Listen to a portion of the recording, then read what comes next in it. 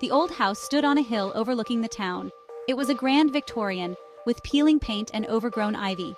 Sarah, a young writer seeking inspiration, saw it as a perfect retreat. She purchased the house for a steal, ignoring the rumors of its unsettling history. The realtor mentioned odd stories, whispers of past tragedies. Sarah dismissed them as local folklore, eager to start her new life. She was ready for a change, a fresh start. The house, despite its flaws, felt like home. Sarah spent her first few days unpacking and settling in. She explored the numerous rooms, each filled with antique furniture left by the previous owners. The air was thick with the scent of dust and decay. But Sarah found it charming, a testament to the house's age and character. Sunlight streamed through the tall windows, illuminating dust motes dancing in the air. Sarah felt a sense of peace she hadn't experienced in years. This was her sanctuary, her place to create. She set up her writing desk in a small room overlooking the garden. The room had a strange energy, a stillness that both calmed and unsettled her. Sarah began working on her new novel, a Gothic horror story. The words flowed effortlessly, inspired by her surroundings. Sarah tried to ignore the growing sense of dread. She told herself it was her imagination, fueled by the Gothic novel she was writing. She focused on her work, trying to drown out the unsettling whispers that seemed to permeate the walls. The house felt alive, breathing around her. She started to see things in the periphery of her vision, shadows moving just too quickly, fleeting glimpses of something in the darkened corners of the rooms. But whenever she turned to look, there was nothing there.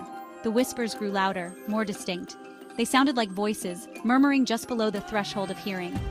Sarah couldn't make out the words, but the tone was filled with anguish and despair. They seemed to be calling out to her, begging for help. She tried to rationalize the sounds, blaming them on the wind whistling through cracks in the old walls. But deep down, she knew something was wrong. Very wrong. The house held a dark secret. One evening, while working late in her study, Sarah heard a distinct thump from beneath the floorboards. It was followed by a faint scratching sound, as if something was trying to claw its way out. She froze, her blood running cold. The thumping and scratching continued, growing louder and more insistent. Then Sarah heard it. A scream, a high-pitched, blood-curdling scream that seemed to tear through the very fabric of the house. It was a sound of pure terror, of unimaginable pain. Sarah covered her ears, but the scream echoed inside her head, reverberating through her bones. She ran to the door, fumbling with the lock. She had to get out, escape the nightmare unfolding within the walls of the old house. She burst out of the study and into the hallway, the scream still ringing in her ears. She called out for help, but her voice was swallowed by the silence of the house. There was no one there. She was alone. The scream faded, replaced by a low, guttural moan that seemed to emanate from the floor beneath her feet. Sarah backed away slowly, her eyes fixed on the floorboards. They seemed to be vibrating, pulsating with an unseen energy. She ran downstairs, her mind racing. She had to get out of the house, call for help. But as she reached the front door, she hesitated. The screams had stopped. The house was silent once again, eerily so. It was as if nothing had happened. Sarah wondered if she had imagined it all. Sarah spent the rest of the night at a nearby motel, unable to shake the image of the house and the horrifying screams she had heard. She tried to convince herself it was a nightmare, a hallucination brought on by stress and lack of sleep. But the memory of the scream was too vivid, too real. She tossed and turned in the unfamiliar bed, every creak and groan of the motel room sending shivers down her spine. Sleep remained elusive. The next morning, she returned to the house cautiously. She told herself she needed to collect her belongings and find another place to stay. But a part of her, a morbid curiosity, wanted to understand what she had heard, what secrets the house held within its walls. She entered the house slowly, her senses on high alert. The silence was unnerving. It was a heavy, oppressive silence, as if the house was holding its breath. She went back to her study, the room where she had first heard the screams. Everything looked normal, undisturbed. Her manuscript lay open on her desk, the words seeming to mock her with their dark imagery. She realized with a growing sense of unease that the events she had described in her novel were eerily similar to what she had experienced in the house. Section 5. Investigating the sounds. Sarah's heart pounded in her chest. She knew instinctively that the loose floorboard was the key to the mystery of the house. She fetched a small crowbar from the toolbox she had brought with her and carefully inserted it into the gap between the floorboards. She pried gently, and the board creaked and groaned in protest. With a final push, the board came loose, revealing a dark, dusty space beneath. A wave of stale, musty air wafted up from the opening, carrying with it the faint scent of decay. She peered into the darkness, her eyes struggling to adjust.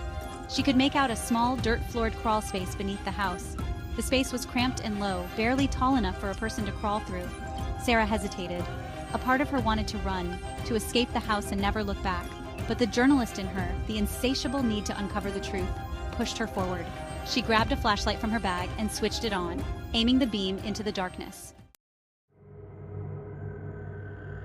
Section 6. Under the rug. Sarah followed the narrow passage, the beam of her flashlight cutting through the darkness. The crawl space seemed to go on forever, twisting and turning beneath the house. She felt a growing sense of claustrophobia, the weight of the house pressing down on her. The air grew thicker, heavier, filled with the cloying scent of decay. She coughed, her lungs burning. She had to find something, anything that would explain the screams she had heard. After what felt like an eternity, the passage opened into a slightly larger space. Sarah sat up, her back aching from the cramped crawl. She shone her flashlight around the space, revealing a small, dirt-floored chamber. The chamber was empty except for a single object in the center of the room, a large, rolled-up rug. Section 7. The Loose Floorboard. As Sarah unrolled the rug, the beam of her flashlight revealed a dark stain on the dirt floor beneath. The stain was large and irregular, almost black in color. It looked like dried blood. Sarah's stomach churned. She shone her flashlight around the chamber, her eyes scanning the walls and the ceiling. And then she saw it, a small wooden trapdoor set into the dirt floor. The trapdoor was old and weathered, its edges warped and splintered. It looked like it hadn't been opened in years. Sarah knew, with a sickening certainty, that the answers she sought lay beneath that trapdoor. She reached down and tried to lift it, but it was stuck fast. She grabbed the crowbar she had used to pry open the loose floorboard and wedged it into the crack between the trapdoor and the floor. She pushed down on the crowbar, and the trapdoor groaned and creaked in protest. With a final agonizing screech, the trapdoor sprang open, revealing a dark, gaping hole beneath. The smell that wafted up from the hole was even more putrid than before, the stench of death and decay almost unbearable. Sarah gagged, covering her mouth with her hand. The staircase led down into a dark, damp cellar. The air was thick with the smell of mildew and decay, and the silence was deafening. Sarah shone her flashlight around the cellar, her heart pounding in her chest. The cellar was small and cramped, its walls lined with shelves filled with dusty jars and bottles. In the center of the cellar, she saw it, a large wooden chest. The chest was old and weathered, its iron hinges rusted and corroded. It looked like it hadn't been opened in centuries. Sarah knew, with a chilling certainty, that the secrets of the house lay within that chest. She approached it cautiously, her flashlight beam fixed on its surface. She reached out and touched the cold, rough wood, her fingers tracing the intricate carvings that adorned its surface. Sarah stared at the skeleton in disbelief, her mind reeling from the horrific discovery. She shone her flashlight around the chest, her eyes scanning the contents. Nestled amongst the bones, she found a small, leather-bound diary. She picked it up gingerly, her fingers trembling. The diary was old and worn, its pages brittle and yellowed with age. She opened it carefully, her eyes scanning the faded ink. The diary entries chronicled the gruesome tale of a family who had lived in the house generations ago. The family had been plagued by a series of misfortunes, culminating in the brutal murder of the youngest daughter. The diary entries described in chilling detail how the daughter had been tortured and killed by her own parents, who believed she was possessed by an evil spirit. They had then sealed her body in the chest and buried it beneath the floorboards, hoping to contain the evil they believed she harbored. Sarah closed the diary, her stomach churning. She now understood the source of the screams, the tormented spirit of the murdered girl trapped within the confines of the house. Sarah climbed back up the rickety staircase, her mind racing.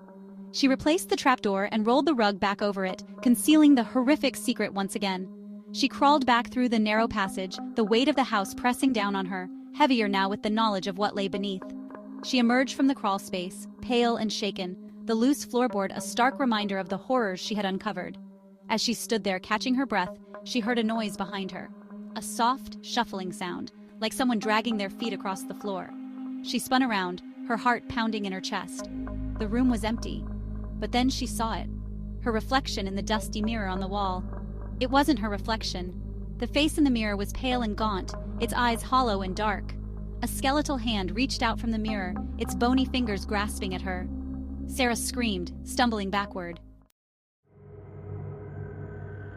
Sarah turned and ran, fleeing the study and the horrifying image in the shattered mirror. She raced through the house, her heart pounding in her chest. The house seemed to shift and change around her, the hallways twisting and turning, leading her in circles. The whispers returned, louder now, mocking her, taunting her. The shadows danced in the corners of her vision, fleeting glimpses of the skeletal figure reaching out for her. She reached the front door, fumbling with the lock, her hands shaking uncontrollably. She threw open the door and stumbled out onto the porch, gasping for breath. She turned to look back at the house, its dark windows staring back like empty eyes. But this time, she saw something else. A figure standing in the window of her study.